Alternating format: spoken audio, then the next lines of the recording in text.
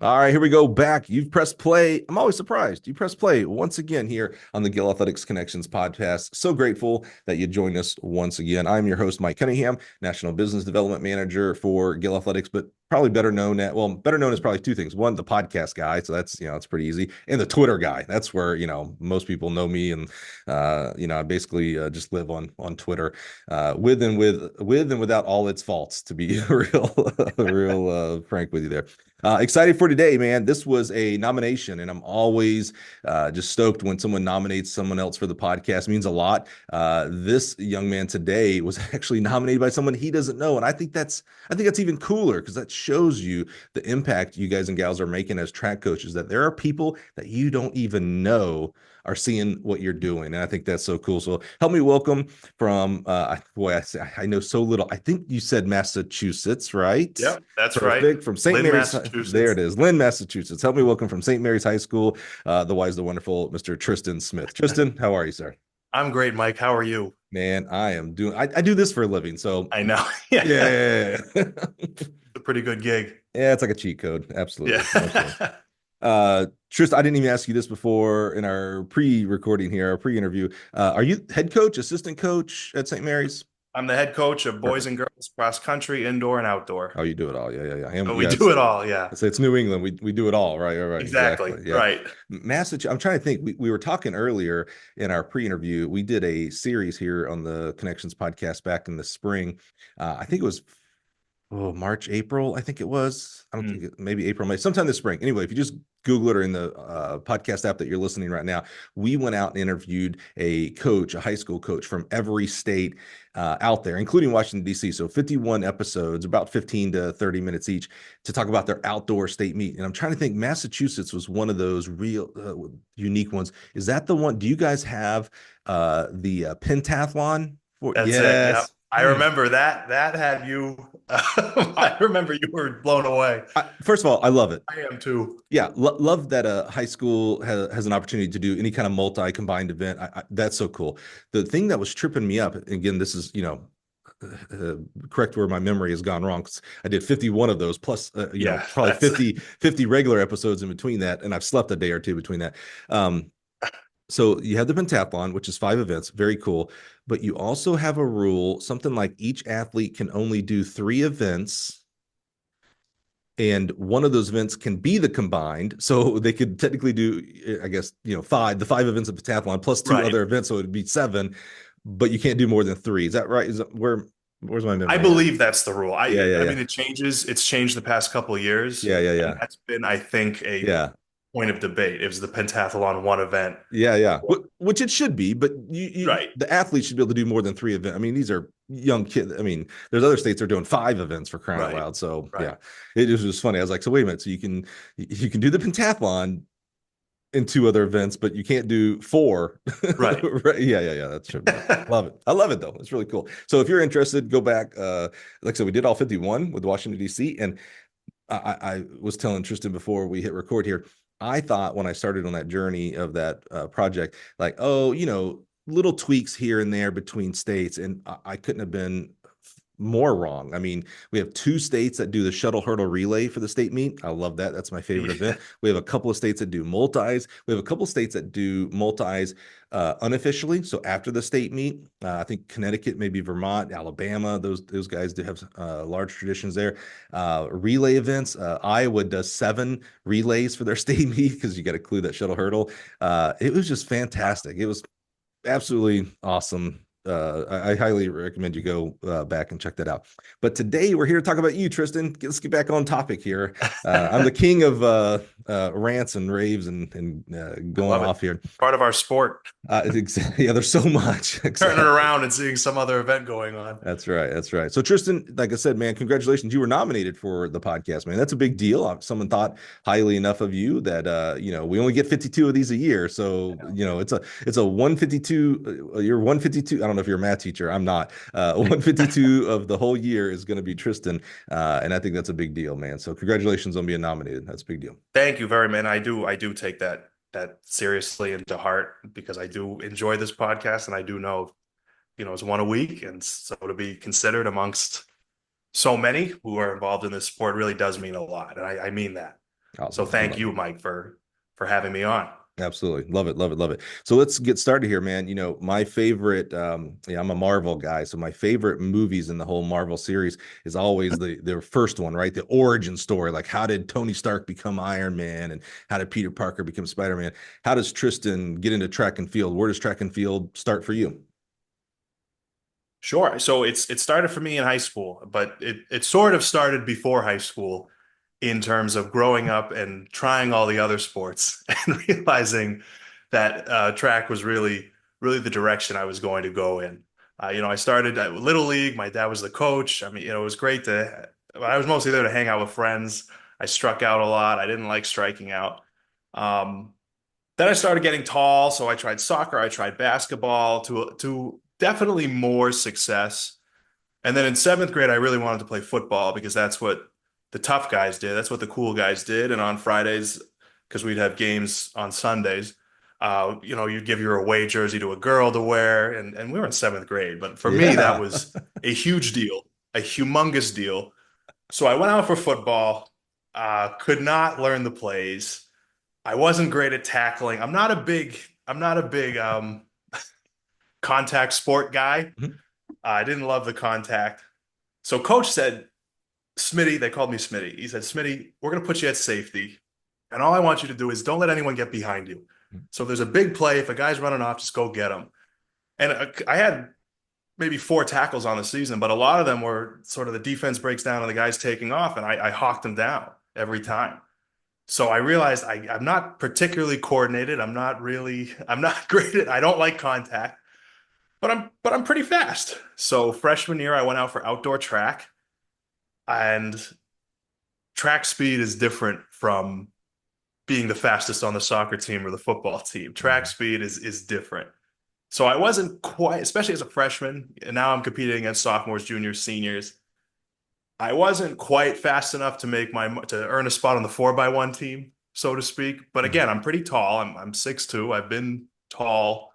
I hit a growth spurt early, so I've been tall. And so a coach said, it was Coach Soupe, I'll never forget. He said, why don't you try the hurdles? It must have been raining. We were indoors. I'll never forget this. And he sent me over with Coach Hatch.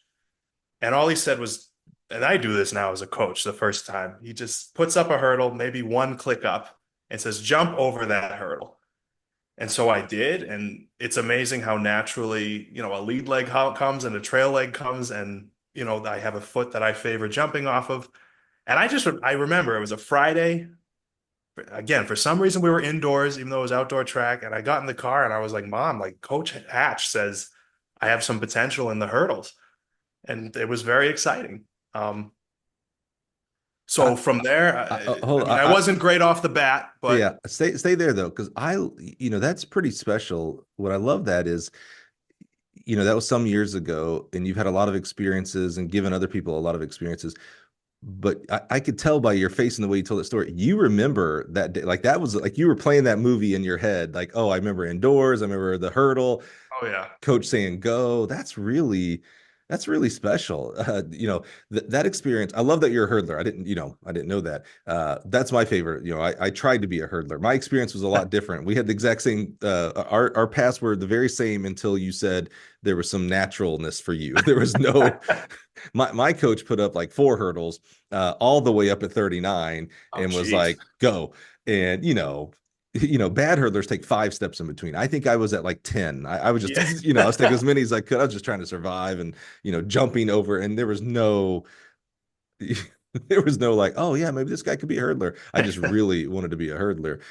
So, we did it. And, you probably had this, maybe a similar experience. We all want to please our coach, So when I got done with that set of 4, I looked at him like, I'm waiting for like, he's like, that's not bad. He goes, try it again. And so, I went again and, I just hit the last hurdle and just, oh yeah, biffed it. And it was the old recycled tire type track. So, I Oh just got geez. road rash all over. But I hop up, and he's like, Cunningham, you keep working and you're going to be shoo, shoo.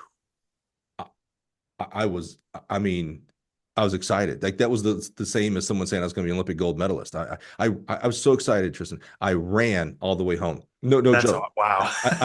Yeah, I lived across the street. Well, not that impressive, but I ran, Still, ran great home. feeling. And my brother was there, and I was like, Brian. I was like, coach said I could be shoo, shoo. Now my brother, who's not actually my brother, he's just my best friend forever, is like family, he's my brother. Yeah, he's so real. He looks at me and goes, what the hell's that mean? We were from Alabama. And I was Yeah, like, yeah, I don't know. And still to this day, I still don't really, I kind of think I know. Yeah. But yeah, it only got that worse was there, by the way. Yeah. Only got worse. So coach, that's you said coach, say his name again. so Coach Supay was working with some of the freshmen, Right. and we were doing like handoffs. It was something, but it was something where I was like the fifth fastest guy there. Mm-hmm. Um, and he said, "Why don't you go over with Coach Hatch and Gotcha. try the hurdles?" Yeah. So they kind of, and so I did, and they're both old school guys. I had no idea what I was doing, but I went over, and again, it improved from there. I think Did it you, definitely helps that. do you, looking back, did you have some naturalness to it? Like, did you like I did, like, it looked like I was jumping a hurdle. Yeah, Did it look like you were hurdling? it's hard to know. I think so. Mm-hmm. I know that the concept of the trail leg and the trail leg's awful, but the Sure, sure. lead leg came really naturally to me. I Yeah. think just like vaulting and then jumping over stuff, jumping over fences to get kickballs that went awry or Yeah, something. yeah, yeah. But I mean, I wasn't like stopping and jumping off 2 feet. Like it did Yeah. feel pretty good.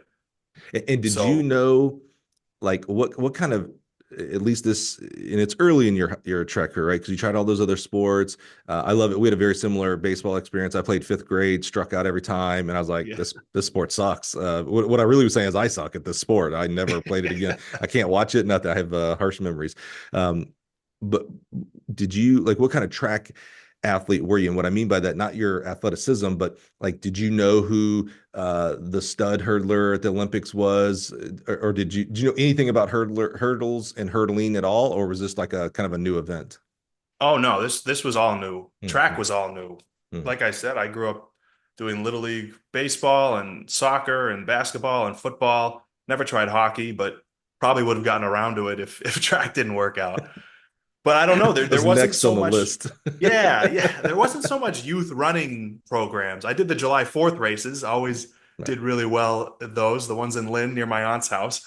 Hmm. Always did pretty well in those where you win like $1.50 in a little envelope. But um, no, not so much, which is Okay. funny. My dad who coached me in Little League and he coached me in soccer, and we're very close now, still. He was a big track guy at Lynn Classical, one of the public high schools here in Lynn. Hmm. So it's interesting that it's sort of, he had me try all these other sports, and I sort of found track on my own. Hmm. Although he encouraged me to keep doing sports because Mhm.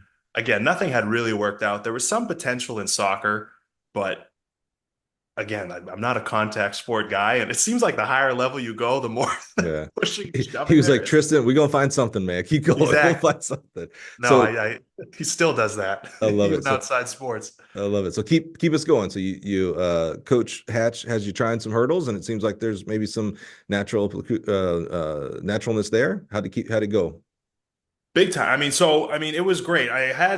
What I think really helped is I had some incredible teammates. Some of them are still my best friends to this day, including one of the best hurdlers in the state, my friend Jermaine, who ran like a high 14 in the 110s.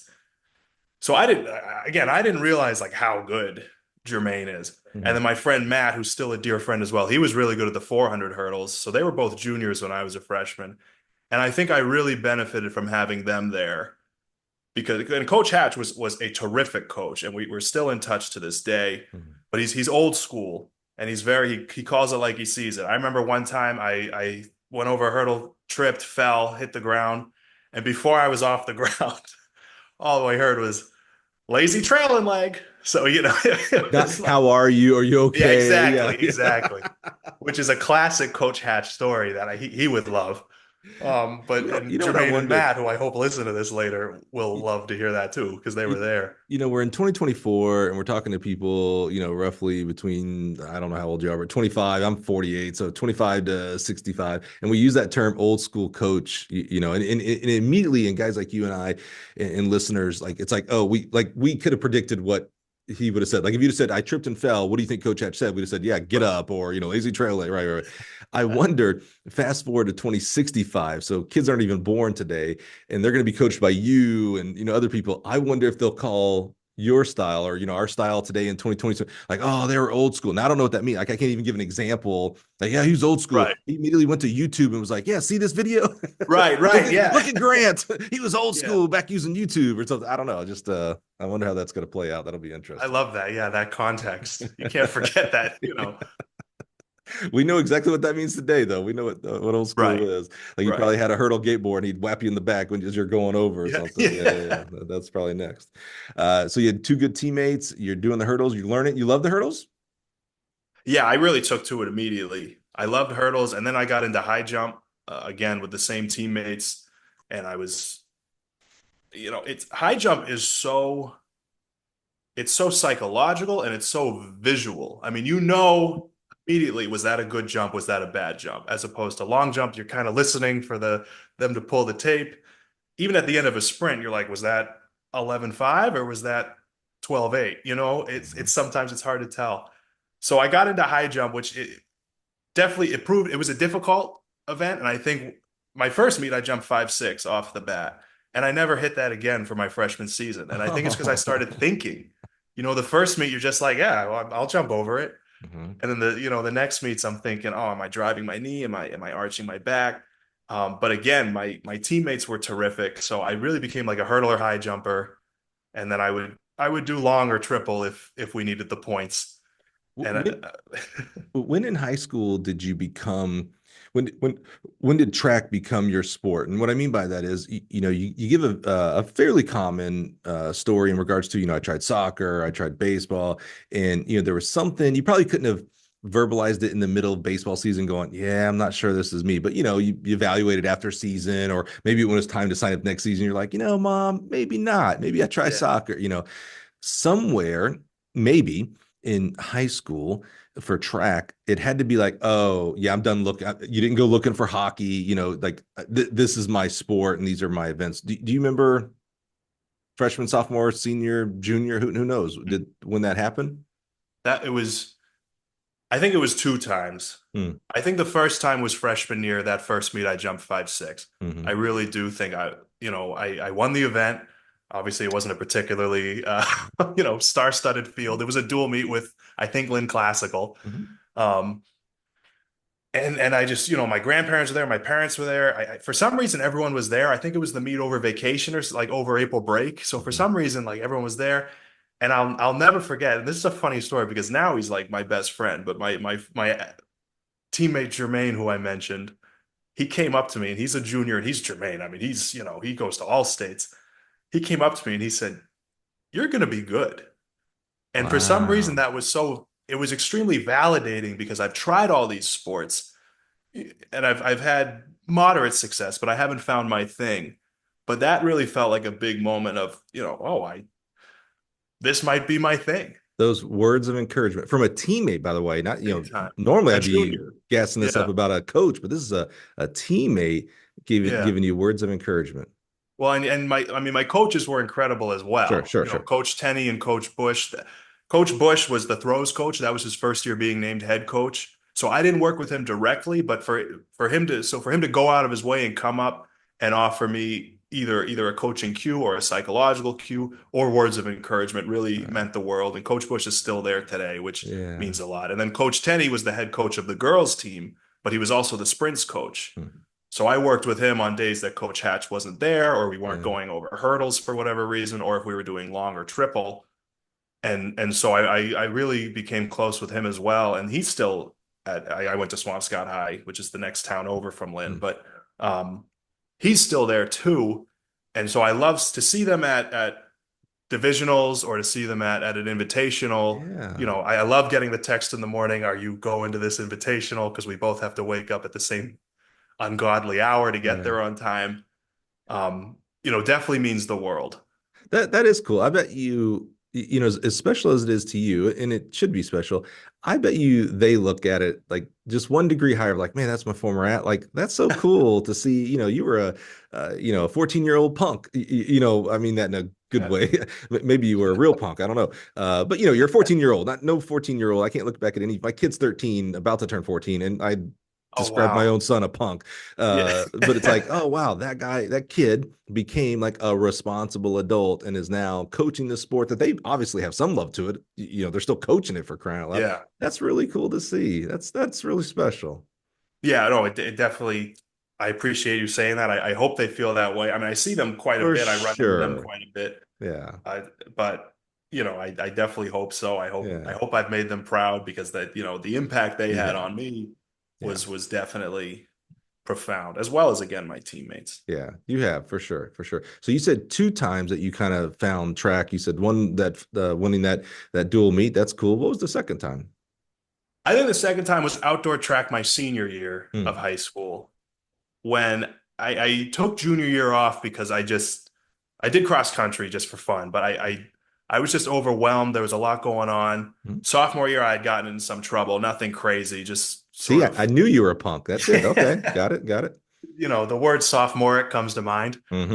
So it was nothing legal, nothing career ending, but definitely was in some trouble. Hmm. And so track took a back seat, and then that continued into junior year. So senior year, I come back. I skipped indoor because I don't like indoor track. Hmm. Well, I don't you're in like the the wrong 55 you're in the hurdles. wrong place for that, I think. I know.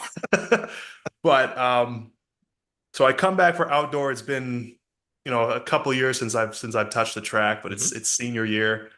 And the first meet of the season, I go off and I qualify for the state meet in the 110 hurdles with Wow. a huge PR.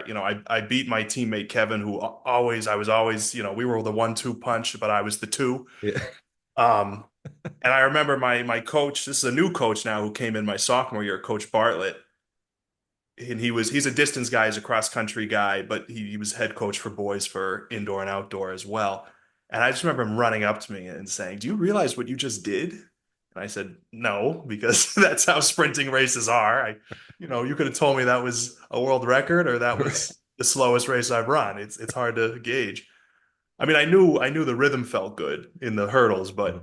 and he said, you qualify for divisionals. This is incredible. I think Wow. it really helped me, just really validate again. It's Yeah. very validating for something I put all this work into, whether it's during the season, off season. I was going to lifts in the summer. So even though I wasn't on the team, I really wanted to be. Hmm. That was extremely validating for me. And that's when I had unfortunately committed to a college that didn't have track. And I ended up transferring my second semester so I could run track in college. Okay, pause there. We'll get to that. Yeah. That's interesting because what I'm interested in, you know, the story that you're telling, you know, you tried a lot of sports, seem to be fast. So okay, freshman year you try track, you find, you know, the greatest event there is, the hurdles. The second best might be the high jump. That was my favorite thing to coach. I do love the high jump as Oh, well. no, yeah. You did it sophomore year, some things happened. You didn't do it junior year. That would be a common story. If I went to the grocery store and interviewed 10 people, 6 of them would maybe have a similar story, and they didn't come back their senior year for obvious reasons. It's like, oh, I did it, and you know, I missed junior year. I'm already behind. I decided to try baseball, or I joined the chorus at school or the chemistry, whatever, and they never do track again. But they've done track, but they didn't do it again. What was it about track that I mean, you came back. You could have easily been excused again not to do track your senior year after missing junior and that thing sophomore. What was it about track? Why come back for one more year? That's a great question.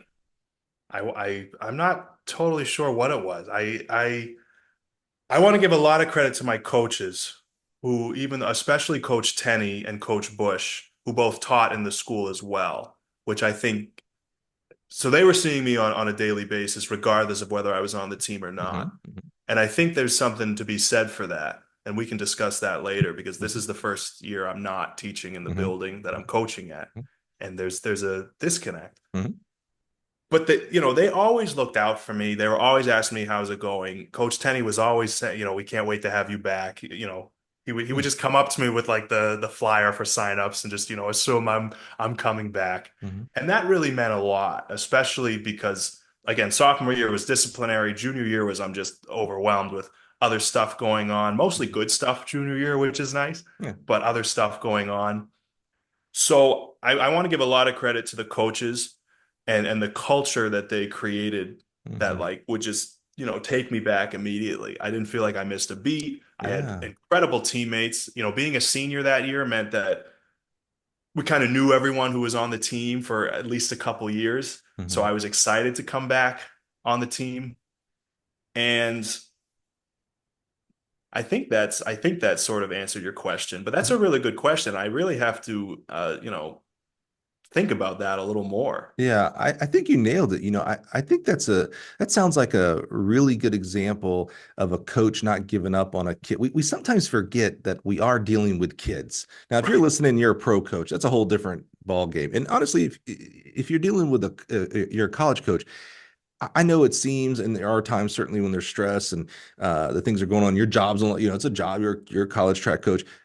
They're still 18 to 22-year-old kids. They Mhm. are kids. They're growing into adulthood, but Right. they are kids. In high school, we're certainly dealing with children, not kids, children here. What a great example. Sometimes we get caught up in we're very serious about track if we're a coach, right? And so we're putting in 100% dedication as a track coach. Maybe we're doing some coaching education. We're certainly showing up for practice every day and meets. And so we want the kids to have the same buy-in. And again, this is not an uncommon story. Everybody who's a high school coach or has been a high school coach that's listening can name, depending on how long they've coached, 10 kids that came out freshman, sophomore year, didn't do it junior, senior year, or, didn't come out until junior year, all these things. And sometimes we're quick to judge of like, if you're not 100% in, then you're 100% out, right? Yeah. Like I've seen Right. shirts that say that, right? And here, what an example of your coaches who gave you grace, had some humility, and was like, "Hey, man, Tristan, like, it sounds like their posture would be, we'd love to have you on the team. If you don't, that's cool. You're still a good person. You're still, a member of our high school. Like, we still love you, but boy, we'd love to have you on the team." Like, didn't give up on you. Like, uh, what a great example of the power of a track coach. Big time. Big Yeah, I time, couldn't agree more. big time. Big time. I love that. That's a real, like, I love that you didn't do junior year and came back. You know what I'm saying? Like, that's such a cool part because that gives you an example to set for your kids, for your athletes that you have now and are going to have in the future of like, man, there's going to be a kid that's going to try my patience. Not that you did this with your coaches, although maybe you Wow. did. Yeah, so maybe you did. But there's gonna be a kid that it seems from the outside like they're just trying to make your life a living hell as a track coach, and they really need you to not give up on them. Is what it really turns out. So I love that story. What a great example your coach has set for all of us coaches. That's cool. Yeah, Love that. definitely. So you gave us a preview. So you go to college, but they don't have track.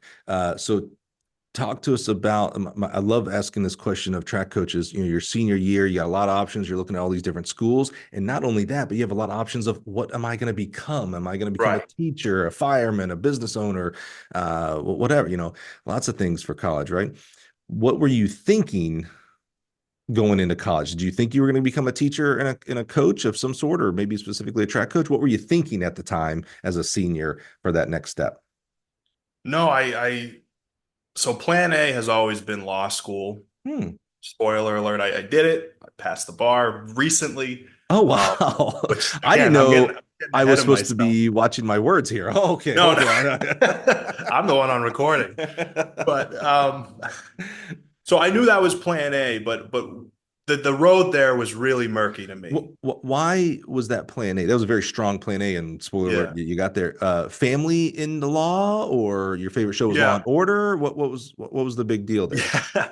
Yeah, no, my father's an attorney. Hmm. So he's had a big influence on me. Awesome. And my mom has been extremely supportive as well and Hmm. really was a huge driving force behind doing research into colleges and law schools and this program and that program. So Yeah. it's really just the two of them Hmm. have been, and to this day, still I talk to them every day. Hmm. So just the two of them really, helped guide that path. Very But cool. it's also something that has interested me, period. I'm very just, on a personal note, it's part of the reason that I coach. I'm very concerned with justice. I'm very concerned with everyone getting their fair shake Mm-hmm.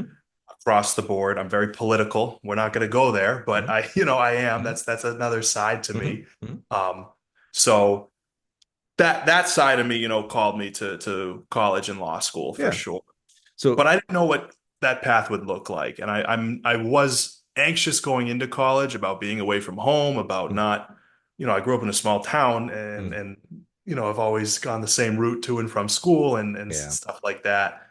So I ended up at Fairfield University, which was a great time for a first No, you didn't. yeah, well, yeah, yeah. Because my other brother, who's been a guest on the show, Chris Baptista, we met when I coached at Troy University. He was assistant when I was an undergrad assistant there. His last place, he was at Fresno State for several years, and his last place was at Cal Poly.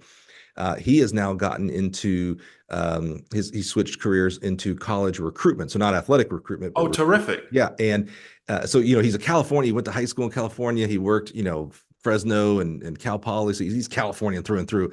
And he calls me up one day. He's like, "Yeah, I'm interviewing for this. They call them development job, development jobs."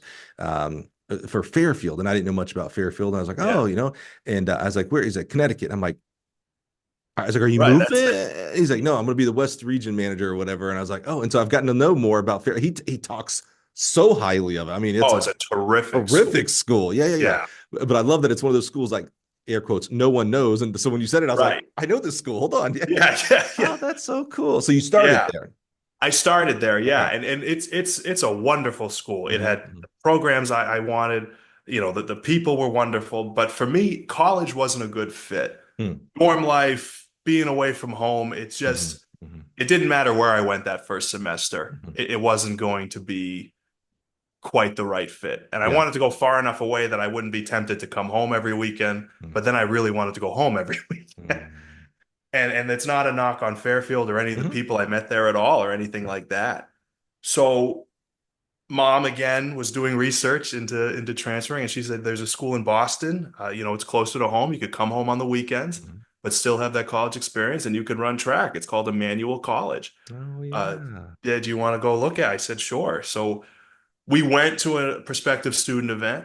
Did you miss track? So you said you went one semester. So in that fall semester, was there a little bit of like, oh man, I like doing track and I don't have any of that. Was there any of that, or was that A mom kind of going, ton, oh yeah, okay, a ton, Mike, because my yeah. breakout season was spring season senior year, Mm, and it was a breakout, to be clear. Like I was not medaling at conference, and then I was like, going to state for the hurdles, and mhm, so I was already committed to Fairfield. I mean, so it was never mhm. something I even considered. And again, that validation of I can't run in college. What Right, 2% of athletes get to run in college, but right. then track is so objective. I put my time up on one of those websites, and I was, really, really shocked in a good way. So okay, let's jump back to senior year. So you're committed. You committed. You're committed. You're how many times can I say committed?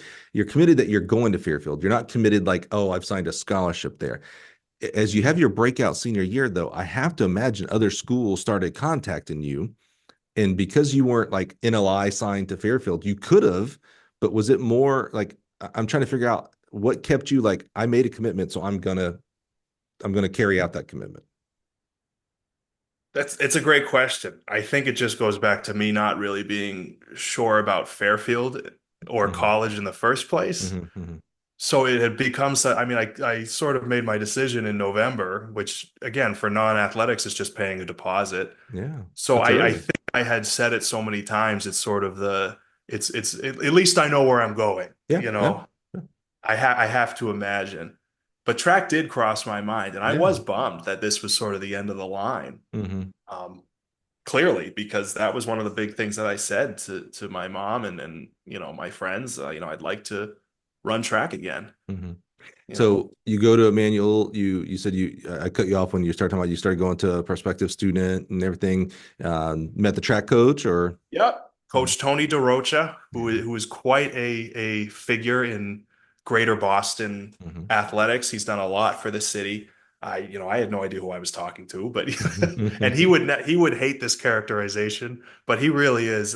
He's done a lot for Boston kids, especially bringing track and running Hmm. to a city that has a great history of running, with the marathon and whatnot, but so much else as well.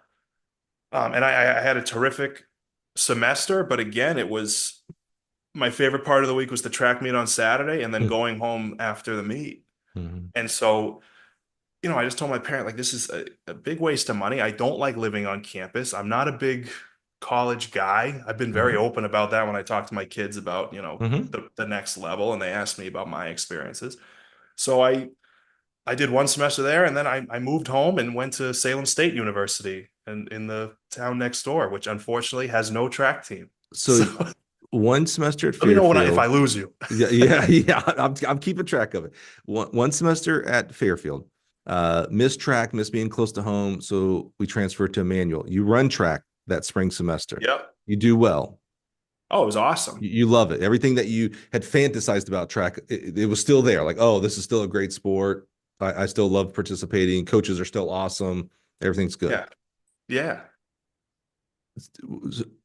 And then you transfer closer to home to go to Salem State, no track. And maybe you're answering it because you keep referring back to like you're not a big college guy. And I first of all, I appreciate you being so open and transparent about that. There's Right. that your air quotes not supposed to say that, right? It's like, oh no, you're supposed to go to college, blah blah blah. And I think it feels like maybe only 1%, but it does feel like we've tilted because I'm with you on this, by the way, we've tilted the ship a little bit of like, hey, you don't have to go to college. Like maybe I should say it this way, you don't have to go to college to be successful and happy. That's what it used to be. It's like, oh, if you don't go to college, Right. you're not going to be successful, and ultimately, it means you're not going to be happy. And by success, we always meant make money. By the way, not successful like start your own business. It was always about money. Now we're starting to see like trade shows, trade schools, and other avenues of education. Like, oh, you can be successful, make money, and be happy this route as well. So I'm with you on that. So I'm going to ask it, and maybe that's the answer. But what are you searching for? So in my 10 years of college coaching, I was at 5 different places. So every 1 year or 2 years, I was hopping because I was searching for something. I was searching to get to the SEC. That was my big. I'm from the South. That was my big thing. So I Nice. was Yeah. searching for something. Uh, what are you I mean, you got a great school in Fairfield. You got a great school in Emmanuel. You moved closer to home. I mean, so you can't be searching for that in the sense of like you found track back again. What are you at this early age? You're 18, 19 years old. What are you searching for? I mean, I think that's a great question, but I think a solid amount of it was a lot of homesickness and sort Hmm. of just I sort of question this assumption that you have to go live at school. Okay. That just wasn't for me. It Hmm. just it just didn't work for me. I liked taking classes. I had friends. I mean, I Hmm. wasn't, alone at night, Hmm. counting down the days, but it just wasn't for me. And the amount of money I'm paying for room and board and a private school versus, what I was able to pay at Salem State University, Hmm. it just I don't know. It just wasn't working for me at all. Are And you this is so outside of track that I Yeah. apologize if it's not No, no, no, relevant to no. the This podcast, is a but hundred. If it wasn't relevant, I'd skip. I know how to skip past all these fair. things and move on. No, it's very relevant because there are people who are either in college right now or they're coaching and they don't have a college degree and they're Mm, struggling with all. So, and there may also be coaches who are struggling with how do I talk to my athletes about college? Because you're right, it's not for everybody. Not everybody goes to college. Not everybody goes and receives a degree. It's not for everybody. So no, I think this I is very agree. valid. Are you getting? Here's the thing I think that is tripping me up though, is because you want to become a lawyer, and that to me is a very academic. Like, oh, Yeah. I don't know that I would hire a lawyer who doesn't have a degree. I don't think you can become a Right. Right. lawyer without having a degree either. So it's like, like this is tripping me. Are you getting on those in that freshman year? A lot of struggles, meaning you're away from home. That was a struggle. You get closer, but it's not close enough. So that's kind of a struggle. Are you getting good grades though? Yeah, my grades were actually decent. Yeah. Okay. Wow. Um, Good, decent to good. Yeah. Okay. So I, you're I not actually struggling really in that. enjoyed the no, I enjoyed the academic rigor of the university Hmm. setting. Okay. So that's definitely a side of me that, I wasn't running from that Yeah. Yeah. necessarily. Okay. Yeah. It's a great That's a question. great Yeah. time. All right. So we go to Salem State now. Salem, like right now, I mean, are you living at home now? Yep. Yep. So Lynn is next to Swampscott, which is next to Salem. Okay. So I'm in Swampscott, living at home, commuting to Salem, Okay. which was, pretty easy. Mom and dad are at work. My little sister's still in high school, so, we're hanging out. Um, and there is something about when you go to Salem State as a kid from Swampscott or Lynn that you kind of band together with the fellow kids who didn't Hmm. go to college. Right. Right. You're still going to college. Yeah. So that's when I became really close with my current group of friends, a lot of whom were from Swampscott High. Hmm. So even, it's kind of funny. I didn't really talk to them as much that one year where I was sort of transferring around the Hmm. map. And then it's kind of like, oh, Tristan's back in town. And then the biggest, most important thing happened Okay.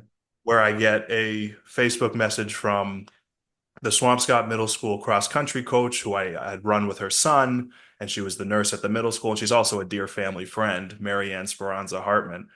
And she said, "Hey, Tristan, I heard you're back in town. I've got 125 kids signed up for Swampscott Middle School cross country. I need a coaching staff. Would you be interested in just helping out?" And Wow. that's what it was. And Had that you, before that Facebook message, see, Facebook's not all bad. And before that Facebook right. message, uh, was there any thought of becoming a track coach at all at this point? Or are you still figuring things out of how am I going to go to law school? What's wild is I really don't think there was any thought Hmm. of coaching. It just seemed like it never really crossed my mind. Hmm. I enjoyed, working with youth, even though I kind of still was one. Yeah. Even in high school, I got the senior leadership award because for working with some of the underclassmen and sort of, being a good role model, I suppose. Hmm. At least I hope that's why I got the award. It sounds like it. So, I mean, I definitely enjoyed that, but it never really crossed. I mean, becoming a teacher did cross my mind because I've had a lot of great teachers and mentors, many of whom I've referenced in this sit down. But for some reason, becoming a track coach was kind of outside of my purview. I don't know why. It never crossed my mind. And then you get a Facebook message. Now, Right. 125 Yeah. middle schoolers. Yeah. Yeah. Wow. What did you think you were getting into, and then how did it actually play out? Well, I think it played out similar to how I thought it might. Mhm. It was a lot of herding cats, Yep. but yeah, a lot of that. So it was myself and Coach Hartman, and then I was actually joined by Coach Supé, who had initially said, "Tristan, go try the hurdles." He was he took a step back from the high school level and was coaching with the middle school. Nice. He did a lot. He's a distance guy. He's actually a 400 runner. He's a Masters 400 runner. He's unbelievable. Hmm. I think when he was in his 70s, he was saying he could still run his age in the 400, which is I'm pretty sure he said that. So Wow. or that was his goal, something like that. But he's legit. I can't run double his age. Right. Yeah. Yeah. No, I can't. I am Wow. not anything over 200. I'm pretty Yeah. toast. Anything over two. So keep going. Yeah, fair, For fair me. enough. For me. Yeah. Anything without hurdles for Yeah. me. Yeah. I There you lose I go. lose focus. Like, what are we That's true. doing? Yeah. What do we do? Yeah. Am I supposed to hurl? What am I doing here? Yeah. Right, exactly. Yeah. Keep us going. Keep us going. Yeah, so Coach Supay took care of a lot of the programming of Mhm. the team, a lot of the this workout, do this. He had created paths, go do A loop, B loop, C loop, Mhm. which is great because the kids knew them by heart. Right. And then myself and Coach Hartman and then Coach Gavigan, who also joined, who ended up, if you're losing track of characters, she ended up marrying Coach Tenney. They met, who was my high school coach. I mean, it's a wonderful community we have. Um, and they're happily married to this day. Good.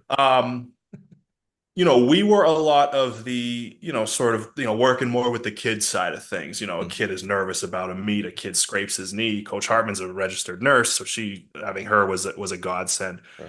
So between being able to observe her working with the kids, on the physical and emotional level, and Coach Supay working with them, sort of as the athlete, not to take away from either, not to say that Coach Gavigan, she's a very accomplished marathoner and a coach in her own right. Coach Hartman knows her way around running big time. And Coach Supe is great with the kids as well. Again, he's the person who got me at 14 to jump over a hurdle. Mm-hmm. So not to take away from any of what they can do holistically, but sort of watching them in their elements in that way. I think I learned a lot those 3 years I was coaching cross country at Swampscott Middle. And I'm much more of a track coach now. I do coach cross country, but in track, I do sprints, hurdles, jumps, and I joke that, oh, it's cross country season again. But I got my start at coaching cross country, and I think a lot of my coaching philosophy stems from cross country. You said you did 3 years there. During this 3 years, did it ever click like, oh yeah, this is what I want to also do? There's still plan A, law school, becoming a lawyer, but oh yeah, this is like, I didn't even realize I could do this, but yes, I love this. Or did that come later? Yeah, I think it was during those 3 years. During those 3 years is also when I got hired to do track at St. Mary's. So for 1 year, I was doing cross country at one school and track at another. Hired by another former Swampscott coach, Coach Dom Finelli, who's a legend in his own right. He has several national records. He ran at Brandeis years ago, and he's also a lawyer. So he's so I'm in touch with him all the time. Yeah. But yeah, it definitely, like, pretty immediately, I was like, okay, I really enjoy, coming to this every day, sort of being a part of this thing that we're all building together and getting to know these kids, because sometimes in a classroom, you don't really get to know the kids to that level versus when it's an after school activity, it's something they signed up for. And it's something, I mean, cross country and track are physically and mentally very demanding sports. So you really do see, I think this can be said for a lot of sports, and I think a lot of coaches would say that, but you really see kids deal with adversity and, watching them grow up and being able to help, mentor, channeling those emotions and turning it into something positive. That's really something that I think really sparked the passion in me. And so I did that one season of cross country. I ended up doing track in the spring. And then, since then I did a couple more years at Swampscott Middle. And since 2020, since the pandemic, I've been head coach of all 3 seasons at St. Mary's. When you were doing the 3 years at the middle school, this is while you were getting your degree at Salem State? Yes. Yep. So I was getting my bachelor's then. What did you end up getting your undergrad in? Political science. Yeah, okay, that fits you. Yeah, Again, yeah. definitely going to law school. That seems right. Yeah. I'll say that's the lawyer's degree, undergrad degree for sure. And right. What you described yourself, I'm like, well, of course you did poli-sci. Yeah, of course. Yeah. And they had a terrific department at Salem State. Small department, which was nice. Learned a ton, but coaching throughout and throughout college and law school, I would never took a class between 3 and 4:30. I couldn't. Oh, I got coaching. And like that was, and I missed out on a few classes I might have wanted to take, but the latest I would go would be like the 140 to 255, and then I'd speed over to the track. But you're still getting that political science degree to go to law school, not to teach at the high school so that you can coach, things like that. And I know, and you alluded to this, that there are certainly coaches, and I don't know if it's necessarily more prevalent in track and field or not. I don't know. That'd be a pretty good study for someone to do, maybe than FHS. Yeah, that's an interesting. Yeah, there is certainly coaches in sports, and we're talking about track here, who don't teach. I was when I taught 2 years. I coached 2 years of high school in Chicago, and I didn't teach. I was doing other jobs and coming in the afternoon. So I'm familiar with it. But you're not getting your degree to teach. You're getting your degree to go to law school, but you're coaching. Those are divergent paths. Those are not paths that can run, that traditionally run parallel. And I'm not sure any full-time lawyer can be a track coach, especially a head track coach, because of all the things going on there. So how are these paths winding? You mentioned to become the head coach in 20. How are you, and I don't even maybe necessarily mean professionally, because at least at this point, you're not a lawyer at the point in time that we're at, but your mindset is, so there's mindset and there's emotions, right? Like, oh man, I love the sports, but I love the law too. How are you handling these two really opposite paths. Yeah, I mean, the real answer is that it keeps me up at night, especially now as, now that I've officially passed the bar. I mean, there are some decisions that need to be made. The coaching has been a passion. It's been a way to give back. It's been a way to work within the city of Lynn and bring track to the city of Lynn and hopefully make it, more popular of a sport. Um, and especially being in the same place, now this is my 8th year at St. Mary's, and I don't know if I ever brought this up, but it's a 6 through 12 Hmm. school and a 6 through 12 program. So last year was the first time we had a student athlete who I coached since he was in 6th grade. I watched him walk across the stage. That's cool. So now I'm the fossil on the team. I'm the longest tenured person on the team who's sort of seen it all. Being a part of that community and these kids, this particular group is something really, really special to me. Hmm. So, I like working with youth. I've worked with youth pretty much my entire career between substitute teaching jobs. I did a teaching fellowship in law school where I taught constitutional law in Boston public schools, and of course the coaching. So and I currently serve on the city's youth and adolescence task force, where we're putting forth policies and workshops and seminars for, helping youth.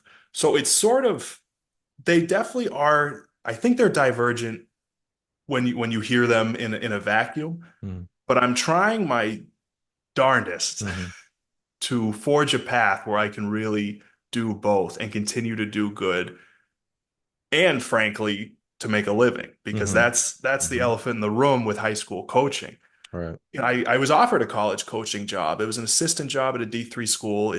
I would still have needed a day job, but it was an opportunity to sort of move up and sort of professionalize the coaching. But I really like working with this age kids.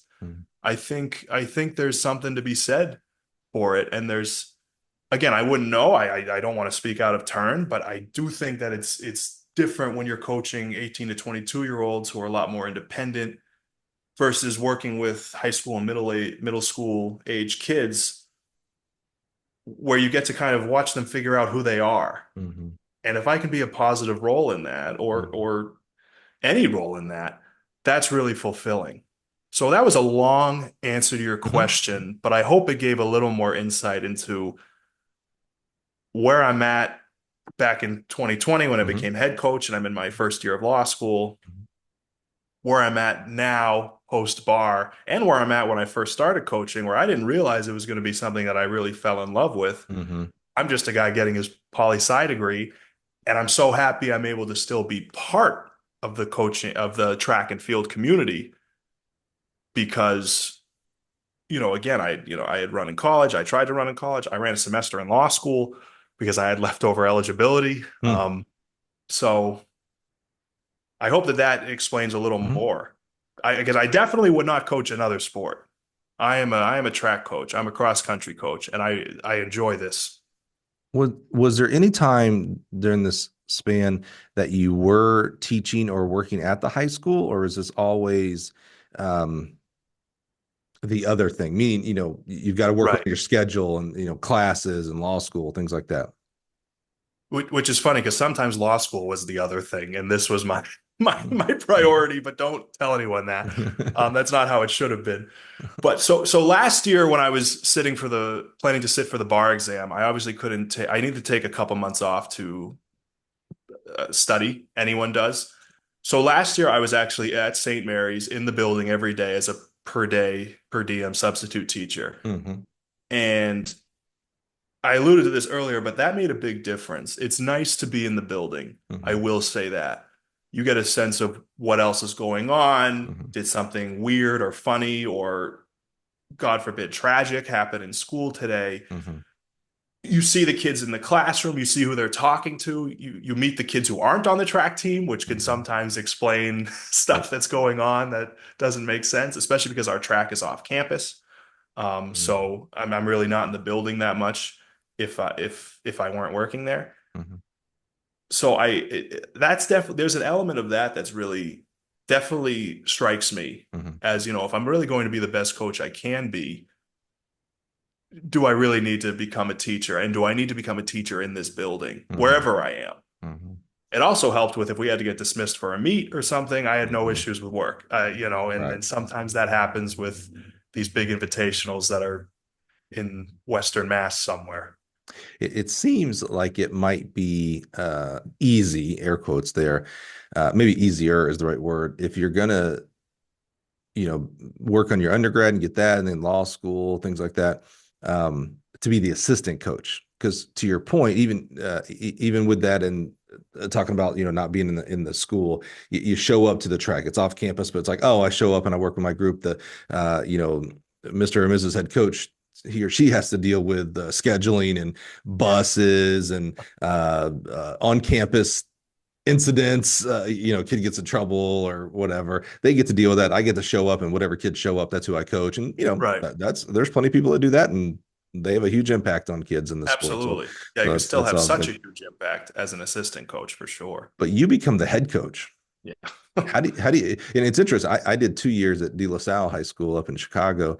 In the first year, I was assistant. In the second year, I don't know how I conned these guys and gals to let me become the head coach. I was 20. I'm so Wow. glad I did it. Yeah, yeah, yeah, That's yeah. And I was, yeah, incredible. yeah. There's, bad decisions on their part. It was great though. I had a great time. No incidents. It was awesome. But being the head coach is different. You got all these other responsibilities. How did you manage doing that? And you were doing some substitute teaching during that time as well, you said. Yeah, that definitely helped a lot. Mhm. I think so. I was head coach so I was in law school, and importantly, it was COVID. Mm, So I wasn't commuting into Boston anymore, mm, which offered some time. And additionally, there was sort of less to schedule because there was less happening. Indoor mm, track didn't really happen. We did it outdoors in like early March, and it was freezing. mhm, And no one wants to run the 1,000 on a 400-meter track. But and then outdoor was fairly brief because this, indoor outdoor season sort of bled into it. And then, my senior year or my third year, 3L year of law school, I sort of we were back in person, but I figured it out. I made it work. mhm. And then there was a brief diversion where I had a brief political career. That didn't work out. So once that's over, it's just sort of over. So I went back to coaching and studying for the bar exam. And then that sort of leads us to today, Yeah, where, but before we get to today, so yeah, and you're right, we're not going to talk politics. no. But what do you mean brief political career? Did you run for mayor or something, or what? So I ran for state representative Did you really? of our local district. Wow. We did very well, and I'll never forget how much I loved a lot of my campaign volunteers were kids from the team. There was no coercion, Wow. there was no vote for me or you're in the 2 mile. I promise, it was nothing like that. But after 7 years at the same school, you really have a bond with these kids, and Sure. I felt. I mean, I'm in the paper. I mean, it's not a secret that Coach Smith is running for something. Yeah. So the campaign was mostly in the summer. I lost in the primary, which was early September, and so I called up the AD and said, "I'll be back for cross country." Yeah. Wow. That's a Why cool not? experience though. Why wouldn't I? It was an That's unbelievable yeah, experience. that's really interesting. Yeah, I hope to do it again. Whatever. Yeah. I only And run for something if I really think I'm the right guy and it's all the right. right time. So that's And, sort of in the back of my mind. and again, another, we're adults, whether you're a teacher or a coach, but you're adults that set examples for kids. And very similar to you being nominated for this podcast, that, from someone that you don't know, those kids are looking at you, and some, right? Some you have great relationships with. They come and talk to you about race strategies, or, hey, Yeah. I'm nervous about college. What should I do? How did you do college? Those kind of things. And there's others, not even on your team, but certainly certain kids on your team that you think, yeah, this kid, he's just showing up. And that's fine. No judgment on that. But, they're not into it. They're not into me, whatever. And you have no idea how they're looking at you going, wait a minute. So this guy went to college, he's going to law school. Maybe I could go to law school. You have no idea what these kids are looking up to you for. And so for you to do that, what a great example of, like, maybe I should get involved in local politics or state politics. We need people to help run us, to be leaders. So just showing that example. And honestly, not more, but another facet of it is that you didn't win. And that shows, like, oh, look, he tried something and it didn't work out, and he's still back. He's still good. Like, He just, Right. smote it off the face of the earth. Like, wow, he's Right. still good. Like, well, that means maybe I can try stuff and fail and I'm still okay. Like you give comfort of like, oh, failed and still back. Like that's a good sign. That's a good thing. So that's really cool, man. I love that. That's really neat. It's really Thank you. interesting. Thank you. Yeah. So how are you, man? Still, we're not up to today just yet. As the head coach, law school. So you get your undergrad from Salem. Where did you go to law school at? I went to Suffolk, Stuff. Okay. Suffolk Uh, Law, yeah, I don't know ran why I Division thought I would three. hear it. Like, oh yeah, Suffolk. No, I don't know That's law all. school. Yeah, yeah, It's known in yeah. I'm Massachusetts, sure. Yeah, yeah, but yeah. it's Yeah, yeah, Suffolk Law ran one season, one indoor season, yeah. helped them Okay. win conference. Yeah, is that right? Oh, I that's scored so in conference. cool. In the I know, hurdles? I was thrilled. And then in the hurdles? Yep, yep. Nice. 60 hurdles. That's I mean, cool. when I talked with the coach at length. I was like, this is my situation. Do I still have eligibility? When he said yes, I was over the moon. I was like, I get to run again. And I got to run Wow. against a kid I coached, which was Weird. yeah, Yeah. yeah, Wow. Did you beat him? which was different events, different events. Oh, okay. I was gonna He ran in say. the thank God, because I was like, Yeah, you can't lose to a kid I you was gonna say you coach. got to beat him. Right, right, I right. know. So how are you, law school itself is extremely intense. Coaching track and field is extremely intense. It There's a is. thousand things. You wear a thousand hats.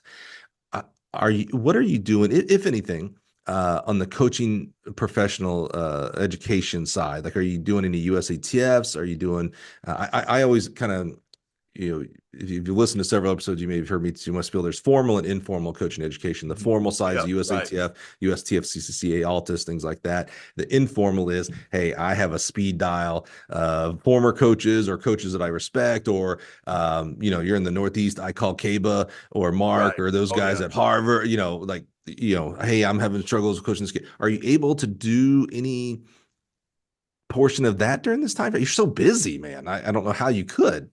You know what, Mike? I am busy, but I go out of my way to do it because I do consider this a profession. I take this very seriously. For formal stuff, I do have USATF level one, and I'm looking into doing a level two, but they are a lot more in depth than the Oh level yeah. one. So Yeah. Yeah. and I don't have it yet, but I've been working on my personal trainer certification just because I Because you're think it not would, busy enough. Mhm. well, I think it would Tell come in me, handy in the tell weight me, room. tell me this. I never asked this question. I'm so sorry. Tell That's me okay. you're single. I currently am seeing someone, but Because I've been single for a how while. in the world, That dude? well, I've been single for a while, and that is Okay, all part of right. the reason. Okay, all But right. Sorry, I I am never asked currently that for many reasons, but I was just like, bro, how in the world do you also put, because you're a family guy, meaning you love your mom and dad, and so I was I like, do, so yeah, I see a lot of still like, man, I'm making sure I'm at dinner every Sunday night or whatever, those kind of things. I'm yeah. like, how would you do a personal relationship during this, brother? Holy It's cow! that's hard. I mean, that is hard, but she's very understanding. I met her through her cousin who I coached. So she's very she's very understanding of the origin. And by the way, that's very validating of what the kids think of me. That's That right. You put in a good word for me. right, right. Um, so I think that's an advantage that she kind of gets how important coaching is. Yeah. But yeah, so I do have USATF level one. I've been working on my personal trainer cert every year since I started coaching. Even when I was at Swampscott Middle, I've attended the Mass State Track Coaches Association New England Clinic, Yeah. which, by the way, Mike, I'll fly you out to. It's a terrific weekend. No, it Yeah. really is. Oh, Harry cool. Mara was there. Oh, love Tony Harry. Hall presented, Ryan Yeah. Banta, a lot of these Yeah. guys that I hear about. Boo has been there several Yeah. times, and I've learned so much. I learned so much that weekend. I stay the night. I get to talk track for a weekend. I love this. Yeah. I love that we're Yeah. sitting down talking track, Yeah. and I hope that comes through. Absolutely. Yeah. Yeah. Yeah. So I go way out of my way Cool. to attend that, and I do. There's so much good stuff online. Yeah. I mean, I found your podcast through just looking at all the good stuff going on online, Mhm. always trying to learn more.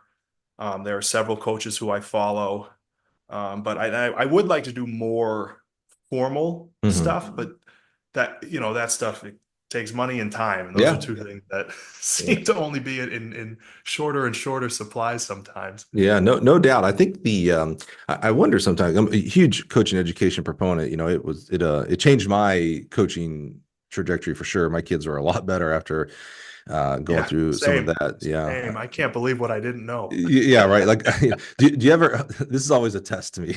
Uh, do you ever, and you're still so young in your career, but you've coached for a while now. Do you ever like talk to former athletes and be like, "Hey, man, I'm sorry.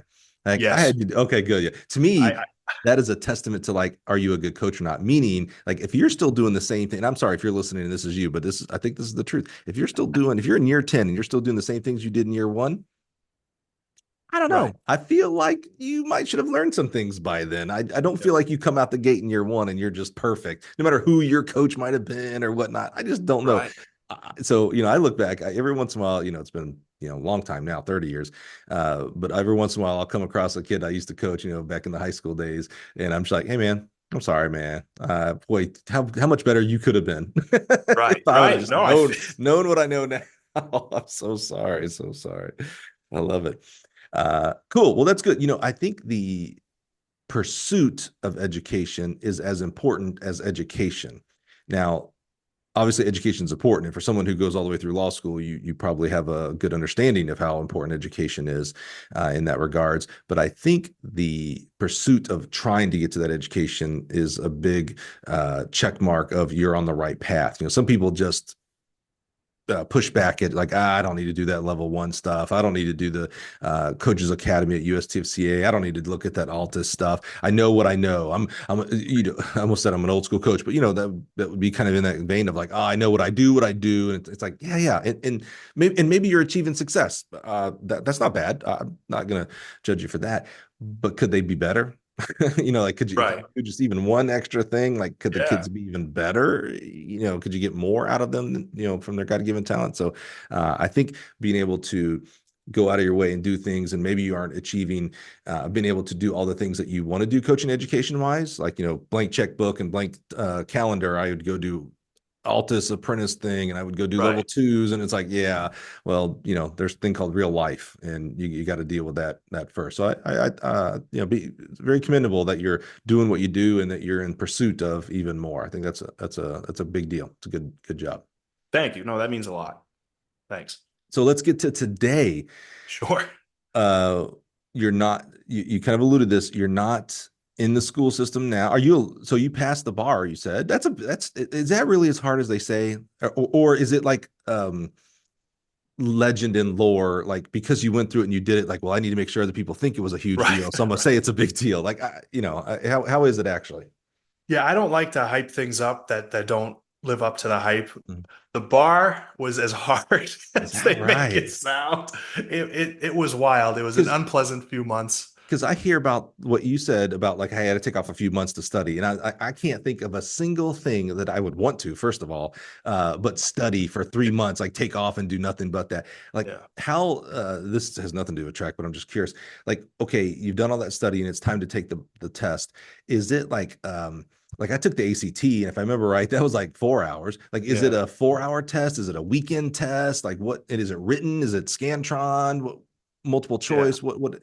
Break us down to kind of those things. Well, first, the really important thing is that I was still coaching indoor track. I, Yeah. I didn't take that off. Okay. And I Yeah. needed that because I needed Yeah. something. Good point. That's a great point. Even though at the time I was like, I can't spend all these hours at the Reggie Lewis Center. I should be studying, but I did it. Yeah. So it's 2 days back to back, 6 hours each day. Okay. And it's broken into 4 3-hour sections.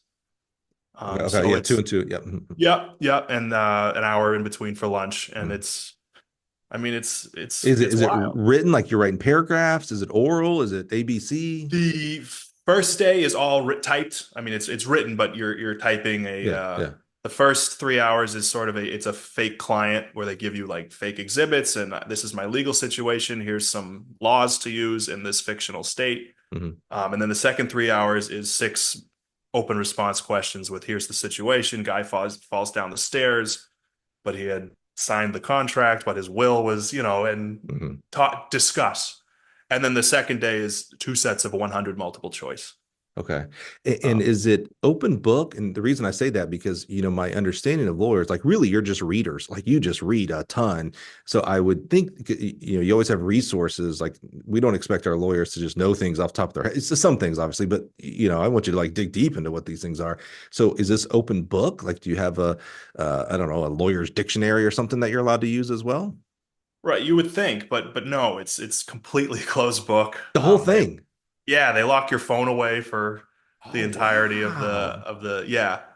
So it's So that's got to be where the intensity ratchets up, where I got to study, because you're really trying to memorize in a lot of these that's what it things. is. Yeah, It, it's it, a lot of memorization. and you mentioned this fictional state as far as part of the test, but isn't the bar test it's different in Massachusetts as it is in California, isn't it, right? Don't you have to pass the bar test in your state or no?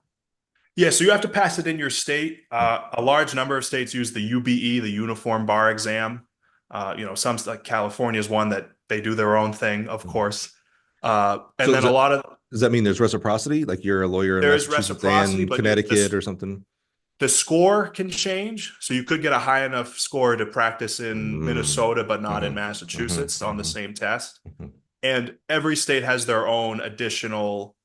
Massachusetts had a 50 question open book, do it whenever you get time, sort mhm, of. It's the Massachusetts addendum, or it's not called addendum, but it's something mhm, like that. I know New York has a large requirement. mhm, I mhm, don't know it off the top of my head, but I know friends who have looked to transfer into New York. mhm. Oh, but there's all this extra stuff you have to do. Never mind. All You know what right. I mean? All right. All right. Um, And how much does it cost to take the test? oh God, I don't even remember. But But like, is it in the it's thou hundreds or thousands? Yeah. it's I think it's near 1,000. Yeah. I forget, but I'm also confused because you also have to pay for the study software that everyone uses. Right, right, right, right, right, You right. don't dare do it without the book type thing. Sure. And So I don't remember. if you fail, do you fail the whole thing, or can you only fail sections, and can you retake those sections? And is there a time frame in between that? I'm not really going to go to law school. I'm just really curious. That's what it sounds like you Yeah. might. So You it's offered know, two times a no. year. Okay. It's offered 2 times a year. If you Is, fail, it's all or nothing. is that, I'm sorry, I was going to interrupt you. Is that universal, or is that Massachusetts 2 times a That year? is universal. Really? So Yeah. in the whole country, twice a year? Yeah. February and July. Oh, Yeah. wow. So is I'm there like, 90% sure. If I'm saying anything wrong, I mean, I don't know how many yeah, you legal don't have, scholars listen to this yeah, podcast, yeah, I but think you're I'm safe. Yeah, one, yeah, yeah, so I yeah. should know. There'll be like five, and there won't be two of those. All right. Yeah, yeah. Yeah. So that means like in the country on these 2 weekends, it is like lawyer weekend. Like, oh man, Yeah. it's bar weekend. It's Wow, that's just fascinating. amazing to me. Yeah, yeah, yeah. That's cool. Yeah. The results trickle out at different times depending on the state and I how was many gonna people I was take gonna it. get to But that. So, but can you fail only one section, or do you fail the whole thing? it is all or nothing, and you fail the whole thing. Oh, I had a friend, but I had a friend who failed just barely, and they were able to practice in Minnesota or several other jurisdictions, but not in Massachusetts, just oh. by a couple points. But she And ended up taking it with me, and we passed together, which was a wonderful. do they Um, tell you what you missed, or do they just say, "Yep, you didn't pass, bro. Take it again"? they'll give you two scores, one on the written portion and one on the multiple choice portion. Then it adds up, and you got to hit the number, the magic number. In Massachusetts, it's 270. You got to get a 270. So similar to SAT, if I remember correctly. I didn't take the SAT, but there was, Yeah, yeah, and they added the other two parts up, math and English or something. I yeah. don't know. Yeah, yeah, that's cool. Um, and how many is there a number? Is there a max number of times you're allowed to take the test before they say, "Hey, man, this ain't for you," or can you take it 10 times and maybe the 10th time you pass? No, I think you can take it as many times as you want. You hear the urban legends about the guy who took it 10 times and then passed. But I believe you can take it as many times as you want. I because You just gotta pass. this is all based on TV, but I see some people who pass the bar, and I'm like, they don't seem all that smart. I've never met a lawyer like that in person, but I see a lot of billboards. I'm like, I don't know, man, really? That guy's a lawyer? It can't be that hard. So, like, I kind of like always thought this is a little ego's not bad, but bad ego's bad. This is a little bit of my bad ego side where every once in a while I'll be like, I don't know, man. I feel like I could take that test. I could pass. If I got to study a little bit, I'm not gonna study as much as you people did, but I bet if I study a little bit, I bet I could pass that. It seems like, I think you could. no, I was about to say, don't put down your profession. I was about to say, you're laughing at it because you're just like, yeah, bro, good luck. Yeah, yeah, that'd be $1,000 down the drain. if you Yeah, study, I yeah, mean, I don't feel like studying though, so that's fair enough. that's probably going to be a That's probably going to be a strike against me right there. Right. That's probably question number one. Did you study? No. All right, just stop. You're done. Yeah, just You failed, put your right? pencil down. Yes, put it down. Put it down. You're Save you definitely the done. 7 hours. All right. So now, so you passed your bar. So are you officially a lawyer as soon as you pass the bar, or do you have to like work for someone or open your own practice? So you just have to swear in. So I'm sworn in with the Oh, Supreme Judicial Court of Massachusetts. So wow. I'm a Tristan Smith Esquire. Is that what Esquire means? Apparently, that's what I found out. Isn't that awesome? Did you? You're too young for this. You probably never watched the show Bill and Ted's Excellent Adventure. No, but Yeah. I've heard of it. First I've of all, heard you gotta watch it. It's great. that sounds like I'd like it. Yeah, it's great. It's great. One of the it's a stoner movie before stoner movies became Right. cool, like Super Bad and Pineapple Express and all that. Yeah, this was the prequel to those. And so these two stoner rocker guys, and he always introduced himself as like Bill, whatever his name was, Nelson Esquire. And I was, Yeah, right. and I knew, I have a feeling he did not pass the bar. He was not an actual lawyer. So I always wondered, is that like just a title I can add? Like, can I just become Mike Cunningham Esquire? Or I don't know. Yeah. We're far from the track here, Tristan, but I know. Sorry about I'm that. having a blast. So I really don't care. Yeah. Good. It's my podcast. I can do what I want. Yeah. That's true. That's Okay. So you passed the bar. You're a lawyer. Did that happen? You said February. Did that happen this summer? So I found out this is an unbelievable story. I should put this on my Tinder bio if I'm single ever again. Mhm. The team was volunteering at the local center for aging, so the senior center. Mhm. We were volunteering. We like to do team volunteer projects. We were, calling bingo and helping them plant. And I look at my email and it says bar results, and my heart like dropped to my stomach Yeah. because I didn't know if I should look at it, but I couldn't help. I had to know. How long after the test?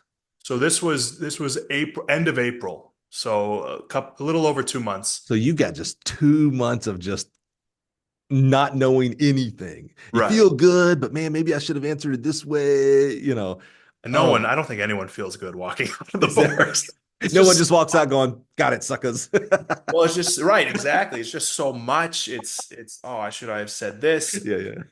It's a difficult test that way. Yeah. So you get this email, and I get the immediately the email. heart rate goes up. Yeah, I didn't know if but I had to. I mean, I stepped out. I looked at it. Had to. Right. It says pass, and I was like, oh my God. So like, what? So I walk in, and the kids are calling again. We're calling bingo. We're organizing the Christmas decorations. It's a wonderful group of people at the Lynn. The Lynn Council on Aging does an excellent job. And you want to tell someone this is a big deal. I had to. Yeah. And so I remember I went up to, I think it was my top miler, who's now running at Stonehill, Division One. Mm-hmm. And I just said, hey, I have to show you something. He was like, what? And I was like, so I show you, reads it. He like looked at me. And I was like, yeah. So then some other people were like, what are you looking at? And I was like, so I just kind of sort of like showed it. So it was wonderful. And then, the seniors were cheering. I mean, it was excellent. It was really, I mean, I couldn't think of a better story. I was volunteering at the senior center. Oh, yeah. As I do. I very much have the scenario of Better Call Saul in my head. Yeah. I assume lawyers and wannabe lawyers all watch Saul and Breaking Bad. Yeah, of course. Yeah. Like that's probably part of the test. A little different, right? How long did it take you to call your parents? Oh, I walked out immediately. Well, I called my dad on the phone. I told my mom in person because I wanted. So I waited till I got home later. Now your dad's the lawyer, so he was kind of like, "Good, you finally caught up." Yeah. Like, I expected this of you. Mom was just overjoyed. Like, he transferred 3 times. I wasn't sure it was going to happen. That's what Mom was thinking. Yeah, right. Yeah. Right. No, they were both very supportive. I mean, I don't want to say shocked, but definitely very happy. Elated maybe elated's the right word. But there was definitely a look of sort of the eyes. It's a big deal. Absolutely. Yeah. Wow. So, but yeah, so that was past that. We get through track season, and so now when we're recording this, it's October.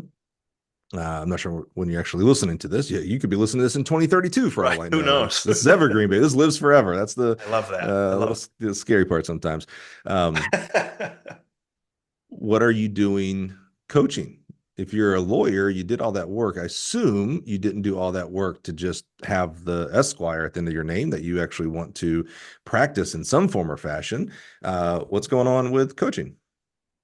Yeah, so right now it's cross country season. We're in the thick Mhm. of it. We have a great, very young team, more sixth graders than seniors. So Wow. it's a little Oh, that's different right. You got from, 6 or 12. Yeah. yeah, it's kind of like back when I started a little Hmm. bit sometimes. Yeah. I'm doing a lot of first aid, a lot of falls, but I'm getting good at it.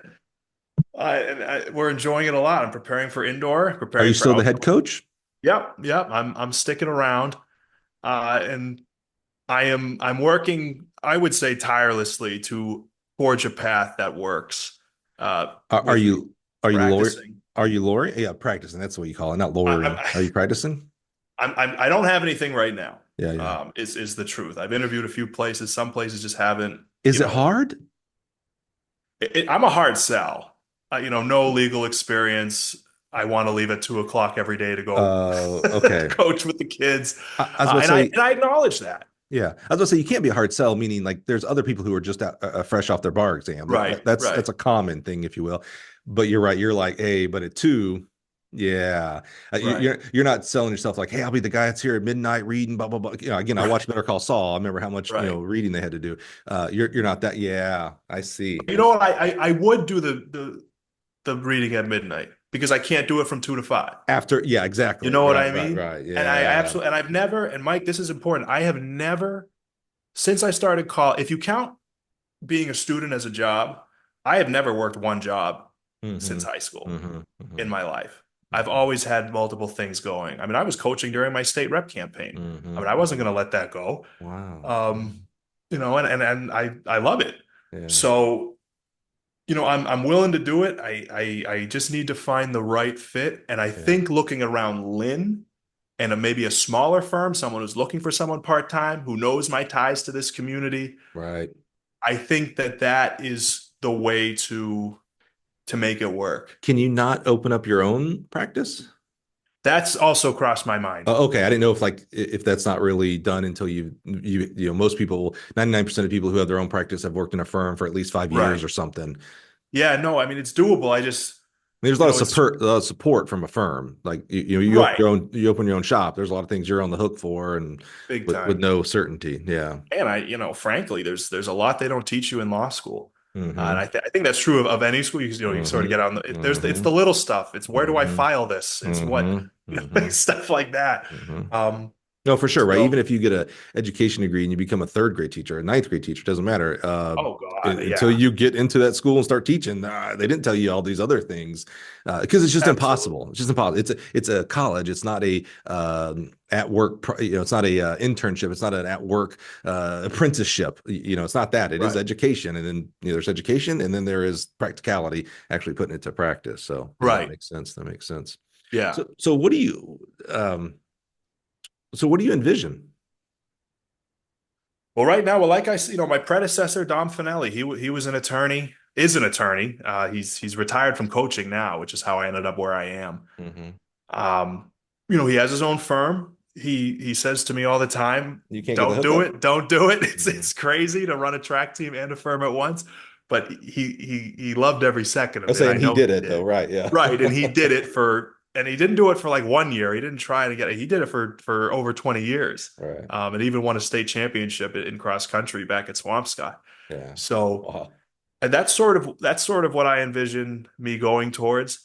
I don't know. I am at a bit of a crossroads. I mean, this is my 8th year at St. Mary's, my 9th year coaching overall. So Hmm. even though I'm only, I'm 28. Hmm. But if I'm on the second half of my coaching career, which I hope I'm not, maybe I'm on the second half of my first act. Hmm. But even if I am, I mean, I have given a lot of time to this.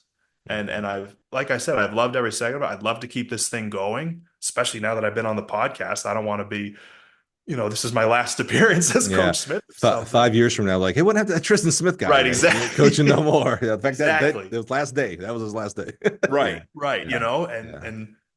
but at the same time, if that is the reality, if I end up, meeting someone and we start a family and, Hmm. it's hard hours and Hmm. not Hmm. the best pay, that's just the industry. It has nothing to do with St. Mary's or Hmm. track. It's just the industry. Um, I still think I've made a big impact, but I'd like to Mhm. keep doing it. And it's, why would I stop if I'm Yeah. doing what I think is good work and loving it? Mhm. So I'm not sure. I'm not sure I can answer your question right now. It's an Yeah. interesting timing that this interview fell right now. Yeah. Yeah. Yeah. I'll be interested in looking back at this in 6 months. Yeah, that's first of all, I'm disappointed that you don't have a crystal ball that you can tell me what's the path forward. I'm really, it's kind of thought that would be a lawyer 101 thing, but two, some interesting things you said there kind of made me think about, when I talk to coaches, whether it doesn't matter high school or college level, it's very true that 99.9% won't go to the next level, meaning 99.9% of the kids you coach aren't going to college. I think the average is 7%. So let's say 93% of the kids in aggregate are ever going to run in college. And in college, for sure, 99.9% are not going to go pro. However, 100% of those kids are going to go on to become moms, dads, Yeah. spouses, business owners, clergy, teachers, coaches, lawyers, etc. Right? That's a huge impact. That our sport teaches us and our coach teaches our young people. I think as I'm listening to you, and well, certainly I selfishly hope, Tristan, that in 40. So are you got to be like, I don't know, I'm guessing 27, 28-ish. Yeah, I'm 28. Yeah, perfect. Nailed it. So yeah, so you're 20 years my younger. So when I was your age, oh my God, that Well, sounded so old. Holy no, cow. no, Well, seriously, right when I said it, I was like, it's like, geez, man. Okay, not at Grant, all. I'm the grandpa with the mic now here. No. But when I was 28, I was coaching. I was probably somewhere transitioning from Ball State to Mississippi State. And now, as I look 20 years past, I'm on my third career, right? So I coached for 10 years. I did a year as a professional poker player, and now 18 years here at Gill Athletics. Oh, And interesting. yeah, yeah, yeah. Um, but I say that to mean, like, even if 20 years from now you're not coaching, and selfishly I hope you are. I hope you're coaching 20, 30, for my own professional, if you become a lawyer, you're not going to buy very much Gill equipment, right? So I need you to be a track coach to buy Gill We equipment, do buy a lot. keep me We love employed. Gill. I appreciate that. Thank you so much. I appreciate that. Um, but even if you're not, you're still, first of all, you leave influence into the sport. You've affected 8+ years of kids in a positive manner, but you are affected positively by the Mm, sport and by the profession. Like, I believe if you leave today and go on to have a great law career, 20 years from now, I would be able to say you're a better lawyer because you coached for 9 years. You mm. have more empathy for other people. You have an understanding of young people better than if you'd never done that. You were only basing it off of your experience as a young person. You understand teachers, educational Yeah, system better because you learned a were lot. in it. Yeah, you learn, a lot of other things as far as time management, organization, prioritization. These are all things that you need to be not even just a good coach, just to be a coach. You got to learn those things, and obviously, Yeah. as you master them, you become even a better coach in that regard. So, what's interesting is you made I think analogy is the right word here, that I use a lot when I'm talking to coaches, even a little bit older than you. It's easy as a 28, 30, 35-year-old coach to think like, oh man, I've been doing this for 10 or 15 years at that point. Even coaches have been doing it for 20 years, they're 40 something. And it's easy to think like, oh man, I've done a lot. I'm probably nearing the end of my career. I know I'm still going to coach for a while, but what else is there really going to be for me, et cetera, et cetera.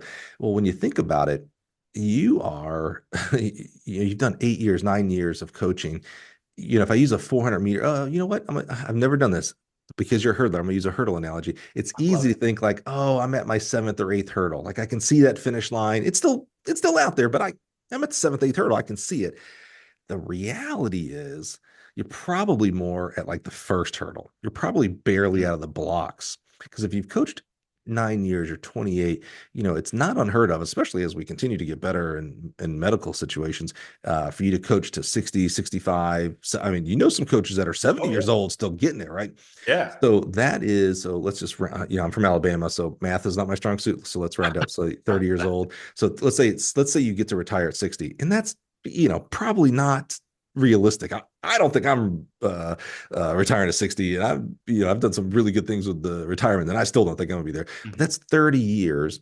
You've coached for 9. That means there are still 3 more of what you've done already. 3 Mm. times over. You know what I'm saying? Like you've done a Yeah, lot, and I know at 9 years you've done a lot and seen a lot, and you've been there for your kids who've been through different negative things, and been there for your kids when they've been through a lot of positive things. You're going to do that again, and that's going to be 20 years of coaching. You're going to do that again. You got a lot to wow. go. That's why I say you're at hurdle 1, maybe, and that's cool. That's exciting. Right. And even if you decide to do the 3 hurdle race and go on to do a law career, a career in the law, doing those 3 hurdles is going to make you better in that, for not just your career, but your personal life, your family life, your personal life, whether you get Yeah, married or not, have kids, things like that. It's going to make you better, man. So it's just cool. Like you started using that analogy of like act 1 and things like that, and it's like, that's exactly right, bro. That's exactly right. yeah. You are early. If this were a book, like, we're in chapter 2, bro, and there's 80 chapters to go. Like, there's volumes here. So it's just really cool to see that, to be frank, to see, sit on this side and see that. It's really cool, man. Thank you so much. I really appreciate that. And, Yeah. wherever it goes, Yeah. it's Yeah. been terrific. It will continue to be terrific. And, you know, You seem like the kind of person that stays open to things, and that's a strong posture. A lot of times people are mhm, closed, and honestly, the way you were, not the way you were telling the story as you were telling it, from my experience, made me think a little bit more closed with you. And here's what I mean by that is, you know, um, I think it's better when people go to different parts of the country and certainly the world. And I've not done the world, so no experience there. But meeting different people of different cultures and different, what you guys do in the New England is different than what we do in the South, which is different than yeah, what we do in yeah. the Midwest, which is different than out in the West, down in Texas. To see that, I think, makes us better humans. So I always get a little concerned when someone stays in the same ecosystem, right? And Mm. so you went to Fairfield, and how far was Fairfield from home? Like a drive, 3.5 hours bro. drive. Yeah. And you were like, "Yeah, it's a little far. That's too far. That's too far."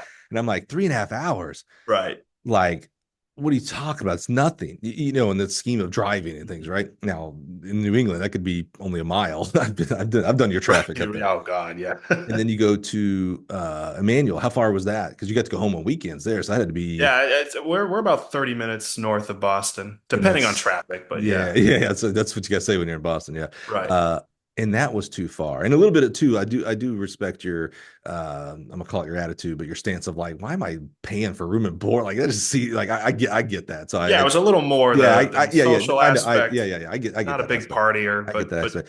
But it was like I wanted to come back home, so I was a little concerned. Like, oh man, are you a homebody? And there's nothing wrong with people being interesting. homebodies, Yeah. but it's like, oh man, you're gonna miss out on all this other experiences. But as your story continues to unfold, it's like, oh, you're open. Like, oh, I've had plan A of being a lawyer, but I fell in love with this coaching gig. Well, those aren't mutually exclusive. Like, I could figure this out, and you were open to trying to figure that out. When Coach messaged you on Facebook, it's one thing to be, you're a hurdler, not a distance runner. So a Facebook message, hey, we got 125 middle school cross country runners. I need help. No one would have blamed you of like, oh yeah, man, that's cool. If you need help on the track team, Right. I'm your Right. guy. But 100 distance runners, middle schoolers, by the way, I'm not your guy. But instead you're like, all right, I'm open. Let's try it. It didn't seem like you were like, oh yeah, this is going to be my entree into coaching. It was like, all right, I'll try it. I wouldn't have been surprised if you were like, after a year, it's like, yeah, it's not for me. So I went to the track team instead. But Mhm. you were open to that. That's a cool, like, that's a education. That's an educated type of stance towards life, is being open to learning things. Whether you go that route or not, that's a different story. That's not part of the education, but being open to that is a real cool. That's an interesting aspect. It paints a positive light on your parents and the rest of the ecosystem that help raise you, neighbors, other family, things like that. I think you said you had siblings. Yep. Three That's all. siblings. That's all part of the raising. So it shines a positive light on them for the way you are today as well. Definitely. Definitely. Well, thank you for saying so. Yeah. Yeah, I feel the same. Um, so if it's okay, I like to, if I have interesting aspects, I like to explore a little more. You're is to kind of segue us into the last part of the podcast here. So you have an interesting look at our sport because you do have a formal law education. Knowing that you haven't practiced it, and I don't know that you need to practice it to be able to answer this type of question, but you at least the way you look at things is going to be framed by an education in law. What do you see in our sport that we need to be doing better? Or, hey, I'm glad we do this because, on a law side, because, we have to make sure that we're doing things within the law and that are positive for kids. Mhm. And I'm not saying that there's necessarily things that we don't, we know that certainly there are things going on in track and field everywhere, by the way, all sports, Yeah. and it's not good, Right. bad actors and things like that. Right. But in a organizational side, is there anything you've thought of that you've seen that you're like, man, I'm a little surprised we do X, Y, and Z now that I know the law, in the back of your head? Interesting. Interesting. I mean, nothing legal that's, exclusive to track and field really Mhm, comes to mind. I mhm, do think that sometimes we have meets that are really far away and it's really hard on the kids. mhm, Sometimes I wonder if we really are putting the needs of the kids first. Sometimes when we do some of these mhm, meets mhm, so far away on a school day or on a school night, mhm, are we really thinking about the kids or are we really concerned with sort of the integrity of the meet? mhm. Which I completely understand. I'm all for standards and standardization. And,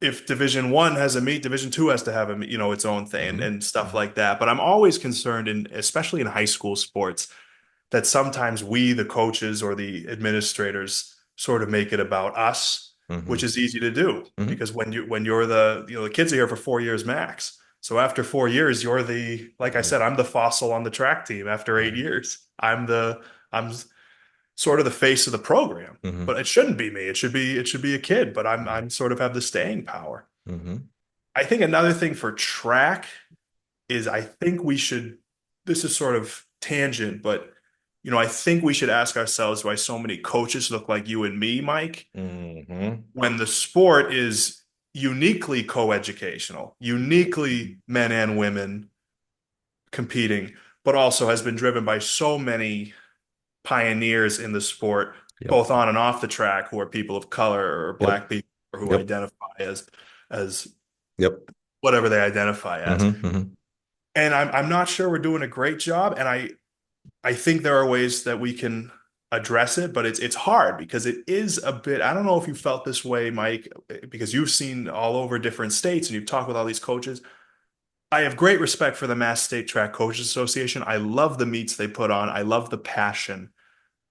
But it's the same guys, and I use the term guys Mhm, because it's largely men. We do have a woman president who has been very outward about that being mhm, an awkward feeling there. mhm, It's a lot of the same guys who have been doing it for decades. And mhm. there's a lot to be said for that and that determination and that consistency. It's so good for the kids to have a coach for many, many years. For me, to be able to look back at Coach Tenney and Coach Bush still over at Swampscott, actually it makes my memories even sweeter. Mhm. But what are we doing to make sure that, these new coaches who are coming in are able to have a seat at the table Right. because perhaps they have perspectives about things going on and off the track Yeah.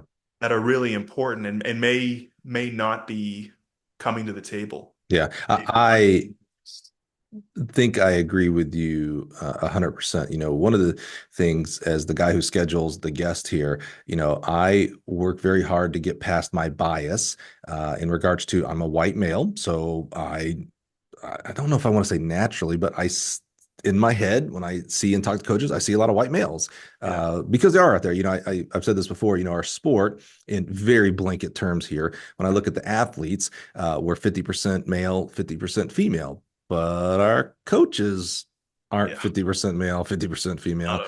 And again, big blanket statement here because I'm going to leave out a lot of different races and ethnicities here. But I look at our athletes and I'd say roughly, and again, I don't know the exact terms, but 50% white, 50% black. Again, big blanket statement here. I know we have Hispanics, Asian, etc. Right, right. Uh, But but I you're look right. at our coaches, I don't see No. 50% white, 50% black. I see a vast majority of white males out there. So I try very hard, I keep a list of, potential future guests and things like that. And I remember when I first put together a list, I was like, white guy, white guy, white guy, white guy. And I was like, Yeah. what am I doing? Like Right. if I'm going to be part of a solution, well, then I better be part of the solution. And so I better showcase people of color, women that are in our profession, and not just the I'm gonna call them big timers. Power fives and things like that. And those are great. Those are amazing people. Love them. But that every day that a high school teacher can be a Yeah. black male or an Asian female or whatever like that, that is part of the equation. It should be more of the equation. But yeah, I don't know the solution except for just to keep trying to be part of the solution and keep, honestly, what it might come back to. I think this is important. This is something I was thinking about when you told this story because it reminds me of back to Willie Banks. Willie Banks, Yeah. Yeah. world record holder, former world record holder in the triple jump. I was very honored to have him on the podcast Yeah. way back in the day. I think it's episode 60, 70, something like that. You had mentioned earlier that you'd want to meet the high jump. You'd won the high jump at 5'6", and your teammate and other coaches had come up to you and said, "Man, good job. You're going to be good at this." And when you were telling that story, my job as the host is to kind of like connect stories and connect, things in our society and track society, track coaching society. And so I started thinking, I was like, what is the difference between having a bunch of dual meets so that a kid can win the high jump at 5'6" versus only having invitationals where that kid who jumps 5'6" will never win at 5'6"? Right. Now they may become 6'6" and 7 foot or whatever. And no. Yeah. What is the difference between that and giving out an 8th place trophy? Interesting. And because, it's easy and common. I can go on Twitter right now and search 8th place trophy, and tons of anti 8th place Right. trophy tweets would come out. Right. And first of all, whenever people say that, I always go, typically talking to adults, I'm like, well, you're the adult. You're the one who gives the 8th place trophy. It's your fault. Like, what are you railing on? You're the one who started this crap, but here's why. I used to be on the anti 8th place trophy bandwagon. Mhm. And then I had Willie Banks on the podcast. And Willie, who, went on to the Olympics and invented the clap that we use at every track meet and stuff. And he tells a story, and I'm sure, my memory, this is 200 episodes ago, but he goes to a track meet. He's young. I can't remember if he's middle school or freshman, but he's young. And I think it's the triple jump or long jump. And he gets like 8th place or something like that. And he gets a ribbon. And I thought he was going to start telling an anti 8th place trophy story. Yeah. Right. Right. But he goes, Mike, I had never been told, and I'm paraphrasing. So and I hope you do go back and listen to that episode with Willie Banks, because it was amazing. It was awesome. But forgive me where I'm paraphrasing. I'm getting the gist of the story here. Correct. He goes, Mike, no one had ever told me that I was good at anything. Wow. He goes, and I get this ribbon. It's the first thing I'd ever won, or anybody told me I was good at something. And I was like, oh, wow, I can be good at something. He goes, and then I started working to become the best long jumper, triple jumper, whatever the event was. And obviously goes on to become one of the best triple jumpers ever. And it turned me on 8th place trophies. And wow. Yeah. What your teammate said to you was an 8th place trophy in the regards of Willie Banks. It was Right. Hey, it was validation. Hey, you're going to be good at this. An 8th place ribbon for some kids is a validation of, hey, you've got some talent. You could be good here. And it just made me think, I don't know where I'm going with this. So sorry. But it just made me think about like earlier in that story of that. And it's like, oh, validation is important. You just told I think I got on this little rant because you just told the story about validation, and it made me think about that 5'6" and your teammate, and then maybe connected back to Willie Banks and stuff. But that validation of an athlete or a coach or a lawyer, it's extremely important. And I think that's where coaches, that's like one of the biggest things you can do. It's better than if you're the best hurdles coach in your state. It's better than if you have the best organization, the best recruiter, so you have more kids on your team, so you're good. I think your ability to validate young kids today is probably the number one thing that makes society move forward in a positive manner. That's exactly why I do what I do. I know it's why, you do what you do and you take Yeah, such an interest in track yeah, coaches. yeah. If I have time for a brief story, Please. Coach Bartlett, who I referenced earlier, he was the cross country coach and then the boys track coach. He said, "You matter" to the whole team. You Mm, matter. That was his calling card. And as someone who wasn't top seven in cross country, but was scoring in my individual event in mm. track, I've taken you, Matt. I say it to the kids all the I time. love that. And I think that's why. I mean, in the 8 years I've been here, we had 40 kids my first year. Last year we had 110 or something like that. And the school did not increase threefold. And what's that? I mean, I love that you matter. I love that, again, it's not everyone gets a trophy. Hmm. It's not, but it is everyone has something to contribute here. Everyone's contributions are valid. And if you keep the combination of you matter and the concept of the PR. That's Hmm. what I love. I don't Hmm. care if you come in first. You improved your 300 by Hmm. point 0.8. Hmm. You had a huge meet today, Yeah. and Agreed. so those two together, I think, is also part of the reason why I don't think I could coach any other sport Yeah. because I don't. And there are coaches who are much better than I who are able to do it in Yeah. football or hockey or basketball or track. I'm sure there are coaches better than I am at bringing that forward in track. But Right. those are sort of my calling cards. And for you to say that, that's what brings forward all of society. I mean, I couldn't agree more. Yeah. And that's why I'm in the game. That's And he drew me back to what it was, why I went on that rant. It's validation of having an African American woman on this podcast or having a Asian man on this podcast. Sometimes we have to. It's hard for us to believe we can become it if we don't see it. yeah, And so, if we can have black female on here and other black female athletes see that and be like, oh man, I never even didn't even think about that. I remember, I think it was Karen Smith, now retired head coach of the Ohio State University, who said, I had a black female coach growing up. So I was like, oh yeah. So she was like, easily I could become a track coach because I had that right in front of me. And it's like, yeah, the majority of athletes today don't have that in front of them. So how do they can't even envision themselves to doing that? So I think, knowing that we're having a conversation about race and female male coaches and things between two white guys here. But I think, here's how I have thought about it and will continue to go about it. As much again, I'll make bumps in the road, I'm sure, is okay. Well, if I'm intentional to validate minority coaches, whether that's by race or by sex, then I'm doing a good job. Then I'm helping. I'm moving forward. It's a nudge. It's a nudge. I'm not hiring coaches, so I can't help with that aspect.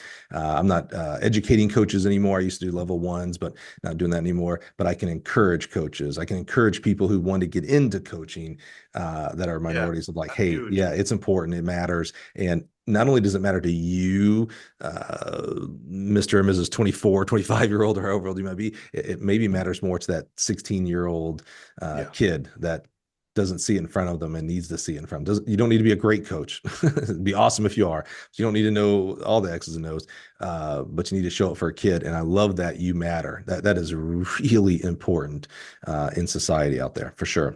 I love Definitely. that. Definitely. That's a great place to stop, man. Dude, this was so much fun. Thank you so much. You said they say it flies by. That flew by. I couldn't Dude, believe it. what do we I don't keep a timer anymore, but I don't know, hour and a half, probably hour and Yeah. 40. Yeah.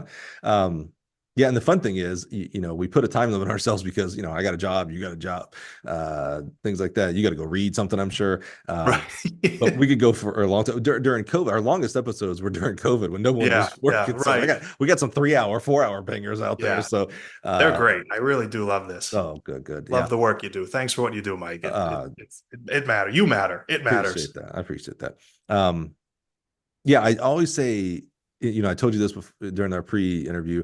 I really enjoy the ones where I don't know anybody or I don't know the person because this was just fast. I never would have been able to see, this lawyer angle, and selfishly, a lot of sometimes the questions I ask are just because I'm just curious. And so like the whole, like, no one right now is going to rewind and go over the bar exam stuff Right. that we talked about, right? But I'm like, oh, I know a little bit more about the bar exam now. So when Yeah. that pops up in conversation, I'll be like, hey, I interviewed this dude and he was this and that. And, I just love that, man. I'm just always so curious. And I think, good coaches out there, they stay curious as well. And so I'm just fascinated, man. Your story is amazing. And it really is, I can't remember if it was on recording or before, but you said something about, well, I haven't been coaching very long, so I'm not sure I have much to offer.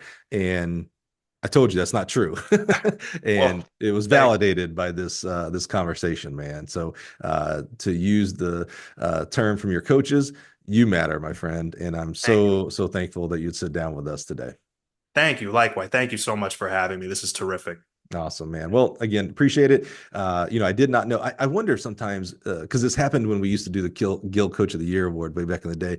A coach won. I don't even remember who it was. And I caught a message board, and I'm sure that's your first red flag of the story, because I'm going to quote a message board. But they're like, "Oh, that coach sucks. They must buy a lot of Gill equipment." And I was like, honestly, I have no clue how much Right. Gill, or they don't. So I didn't know how much you did or did not. But I appreciate hearing that. We're Oh all yeah, very me and grateful. Lisa have been emailing all week. Oh, I love My her. tent legs got lost in the, Yeah, yeah. shipping. Oh, the So, tents. Yeah, yeah, yeah, but we're yeah. Yeah. no, we love it. We He love it. mentions Lisa at MF Athletics, one of our great partners. Love them to death, and love Lisa to death. We worked together at the Nike Outdoor Nationals last year. I think we're going to be doing it again this year. So I love hearing that. So we're really grateful for that. That obviously keeps the doors up, keeps the microphones plugged in. So we are grateful for that. Of course. Tristan, thank you, man. I appreciate your time. That's the most valuable thing you can give me. I know you're busy, lawyering and coaching, and that's coaching's enough. You're busy enough with that. So really, really, I'm grateful for that, and grateful for you guys and gals out there listening. Hey, it's something I want to continue to explore. And that's having some of these, I don't know, maybe this is the right term or not, but these difficult conversations. We need to continue to move. I love the sport. I love the kids, but I'm in love with coaches. So I'm always, how do I move forward? What am I doing to help move forward the profession of coaching track and field? And so I think having these discussions are important. We all have different views of it. And so I love Tristan's view of things. I love my view, and I want to continue to pursue that and push that. And so, if you have ideas around that, tweet me. I just want to make sure that we're moving the profession of track and field forward. And that's important to me. It's a passion of mine, central to who I am, my identity, if you will. So thanks again for being here. Join us next week. We'll do it all over again and have some fun. Thanks, guys. Appreciate you.